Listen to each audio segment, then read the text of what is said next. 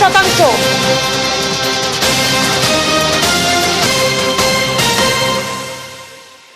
রাজ্যসভার কর্মীদের জন্য সুখবর, আরো একবার আপনাদেরকে জানাবো, ডিএ বাড়লো, বেড়ে হলো 18%। রাজ্য সরকারি কর্মচারীদের বাড়লো ডিএ বেড়ে হলো 18%। 1 এপ্রিল 2025 থেকে কার্যকর হবে। ডিএ বাড়লো 4% এবং বেড়ে হলো 18%। 1 এপ্রিল 2025 থেকে কার্যকর হবে। 26-এর ভোটের আগে এই শেষ পূর্ণাঙ্গ বাজেট এবং এই বাজেটে ডিএ বাড়ানো হলো 4% ডিএ বাড়লো রাজ্য সরকারি কর্মচারীদের, যা কার্যকর হবে 1 এপ্রিল 2025 থেকে। 26-এর ভোটের আগে এটি শেষ পূর্ণাঙ্গ বাজেট এবং জনমুখী প্রকল্প থেকে শুরু করে কর্মসংস্থান, মহার্ঘ ভাতা নিয়ে প্রত্যাশা ছিল এবং রাজ্য সরকারি কর্মচারীদের জন্য সুখবর, কারণ 4% ডিএ বেড়েছে। প্রতিনিধি সোমরাজ এই মুহূর্তে আমাদের সঙ্গে রয়েছেন।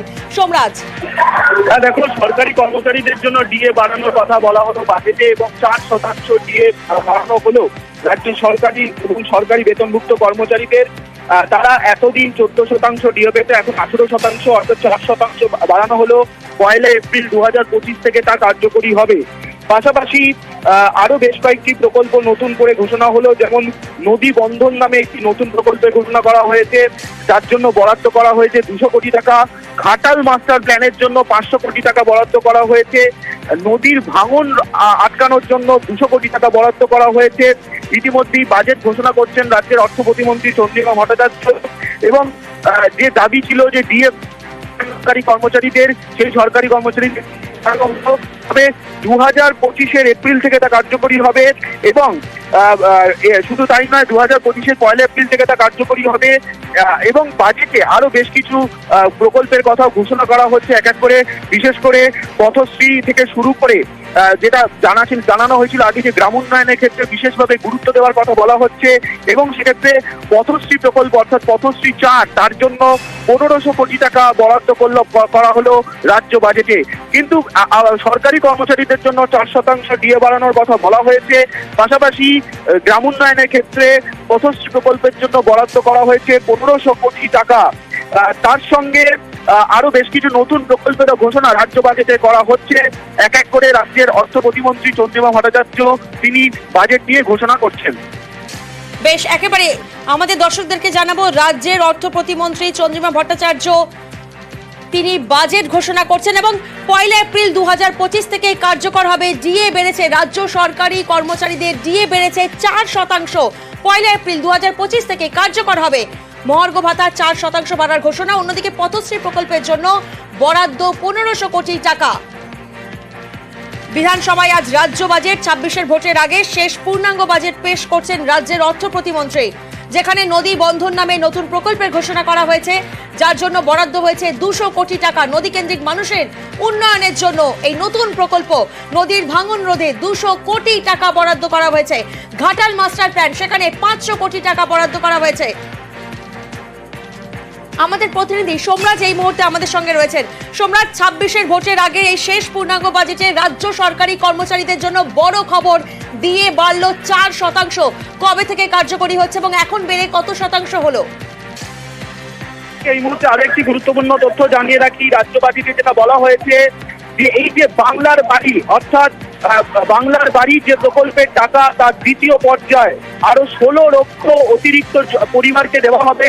তৃতীয় পর্যায়ে 60,000 টাকা করে প্রথম কিস্তির টাকা দেওয়া হবে। এই বছর অর্থাৎ 2025-এর ডিসেম্বরে সেই 60,000 টাকা করে দেওয়া হবে। বাংলার বাড়ির টাকা আরো 16 লক্ষ, তুমি জানো ইতিমধ্যেই 12 লক্ষ পরিবারকে প্রথম কিস্তির টাকা 60,000 টাকা করে রাজ্য দিয়ে দিয়েছে।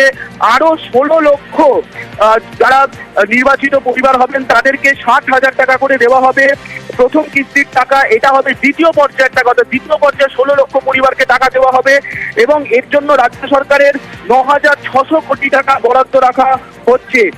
পাশাপাশি প্রথম পর্যায়ে যে 12 লক্ষ পরিবারকে ইতিমধ্যেই টাকা দেওয়া হয়েছে, প্রথম পর্যায়ে 60,000 টাকা করে, তার টাকা দেওয়ার কাজ ইতিমধ্যেই প্রায় শেষের দিকে। দ্বিতীয় পর্যায়ে আরো 16 লক্ষ পরিবারকে টাকা দেওয়া হবে বাংলার বাড়ির টাকা, যা চলতি বছরের ডিসেম্বর মাসেই দেওয়া হবে। রাজ্য বাজেটে সেই কথা উল্লেখ করা হয়েছে। বেশ, আরো একবার আপনাদেরকে জানাবো, বাংলার বাড়ি প্রকল্পে অতিরিক্ত 16 লক্ষ উপভোক্তার বাড়ির জন্য 9,600 কোটি টাকা বরাদ্দ করা হয়েছে। কিন্তু যে খবরে আমরা নজর রেখেছি, 26-এর ভোটের আগে শেষ পূর্ণাঙ্গ বাজেট, আর শেষ পূর্ণাঙ্গ বাজেটে সব থেকে বড় খবর, রাজ্য সরকারি কর্মচারীদের জন্য মহার্ঘ ভাতা 4% বাড়ার ঘোষণা, যা 1 এপ্রিল 2025 থেকে কার্যকর হবে। ডিএ বাড়ল, রাজ্য সরকারি কর্মচারীদের বাড়ল ডিএ, যা 1 এপ্রিল 2025 থেকে কার্যকর হবে।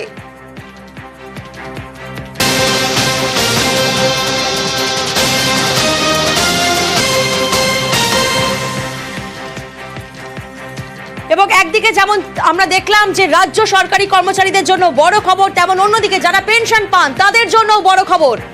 মহার্ঘ ভাতা 4% বাড়ার ঘোষণা 1 এপ্রিল থেকে কার্যকর হবে। 1 এপ্রিল 2025 থেকেই কার্যকর হবে।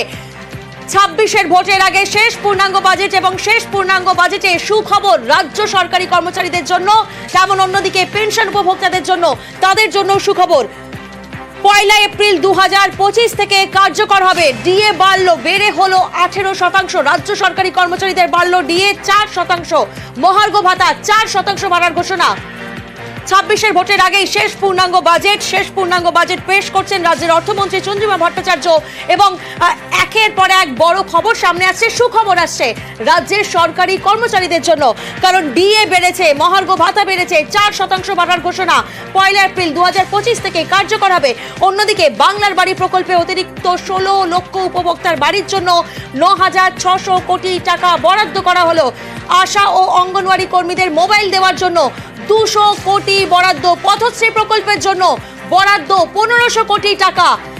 এবং নতুন প্রকল্পের ঘোষণা করা হয়েছে নদী বন্ধন নামে, যেখানে বরাদ্দ করা হয়েছে 200 কোটি টাকা। নদী কেন্দ্রিক মানুষের উন্নয়নের জন্য বরাদ্দ করা হয়েছে। নদীর ভাঙন রোধে 200 কোটি টাকা বরাদ্দ করা হয়েছে। ঘাটাল মাস্টার প্ল্যানে 500 কোটি টাকা বরাদ্দ করা হয়েছে।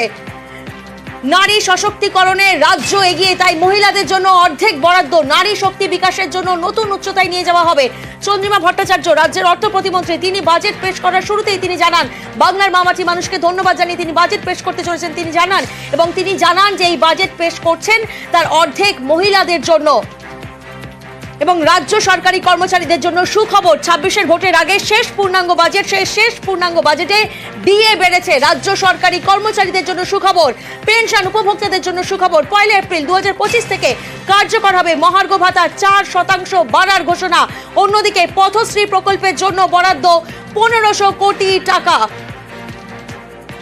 পাশাপাশি আশা ও অঙ্গনওয়াড়ি কর্মীদের মোবাইল দেওয়ার জন্য 200 কোটি টাকা বরাদ্দ করা হয়েছে। বাংলার বাড়ি প্রকল্পে অতিরিক্ত 16 লক্ষ উপভোক্তার বাড়ির জন্য 9,600 কোটি টাকা বরাদ্দ করা হয়েছে।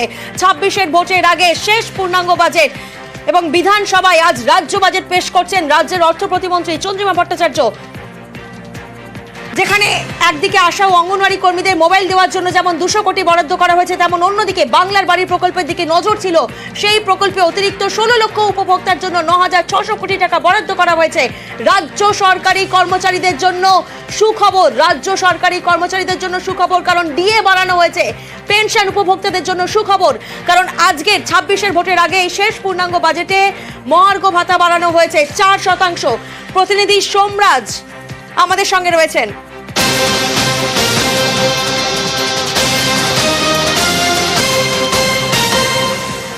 আমাদের প্রতিনিধি সোমরাজ এই মুহূর্তে আমাদের সঙ্গে রয়েছেন, সরাসরি সোমরাজের কাছে যাব। সোমরাজ, রাজ্য সরকারি কর্মচারীদের জন্য সুখবর, পেনশন উপভোক্তাদের জন্য সুখবর, কবে থেকে কার্যকর হচ্ছে, কত শতাংশ বাড়লো?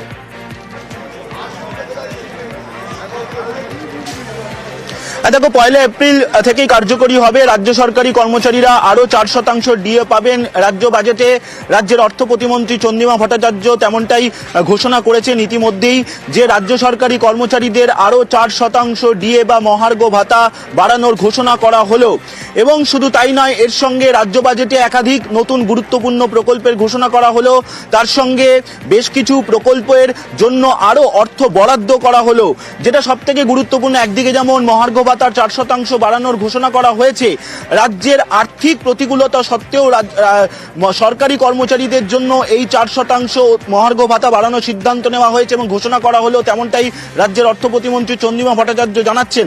তার সঙ্গে বহু প্রতীক্ষিত যে বাংলার বাড়ি, সেই বাংলার বাড়ি আরও 16 লক্ষ যারা নির্বাচিত হবেন উপভোক্তা, তাদেরকে আরও দেওয়া হবে দ্বিতীয় পর্যায়, এবং তার জন্য রাজ্য সরকার 9,600 কোটি টাকা বরাদ্দ করছে রাজ্য বাজেটে, তেমনটাই ঘোষণা করা হয়েছে, যা নিঃসন্দেহে গুরুত্বপূর্ণ।